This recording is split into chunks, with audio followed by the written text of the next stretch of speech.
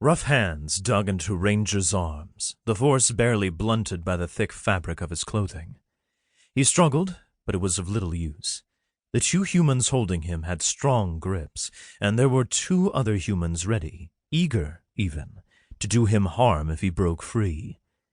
He'd been struggling ever since they caught him. Stupid. So stupid. But how could he ignore a distress call from this corner of space? He wasn't that far from his home planet of Vemian, and he had a duty to help anyone he could save. Stupid. "This one's in good shape. He'll catch a fair price." The human trailing them to cut off that escape route made the comment. Ranger didn't bother to try and turn and get a look at him. These humans didn't all look the same, but they all wore the same grim expression that came from a hard life lived on the edge.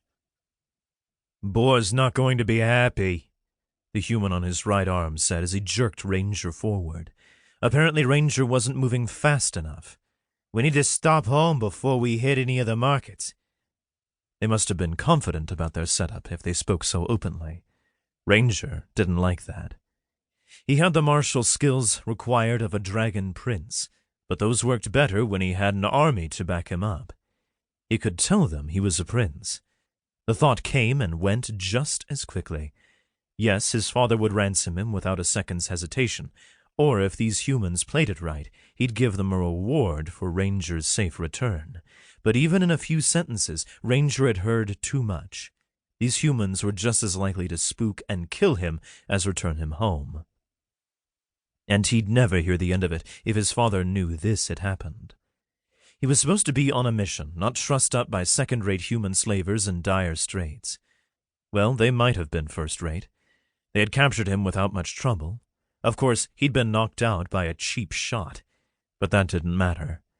Ranger's flames simmered within him, but he held it back. He was almost certain these humans thought he was just another human. Humans and dragons looked alike, until a dragon shifted or summoned their flame or warrior form. Then things couldn't be more different. But he decided to keep his human form for now. He needed to figure out more of the situation, and he didn't want to give these people a clue to his actual strength, not to mention the fact that he was exhausted. He hadn't had much of a chance to fight back, but whatever they'd done to him had sapped him of strength. He needed a minute to recuperate, and if they were dragging him to a cell, he'd have plenty of time. The matchmaker hadn't warned him about this. He struggled more as they turned a corner, unable to just give in to what the humans wanted him to do. Ranger thought back and wanted to curse the dragon woman. He knew his brother had gone to her not long before he disappeared from the palace.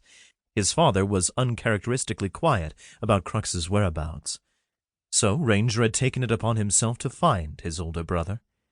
The matchmaker was the best clue, especially since she didn't answer to the king. Not directly, at least. Everyone answered to the king eventually.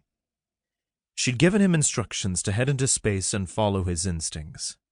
Now he wondered if this was a setup. Was the matchmaker working with these humans and taking a cut of the profits? Slavery was strictly prohibited in Vemian, and slavers were dealt with harshly, but that didn't mean people didn't try. Ranger was a fool.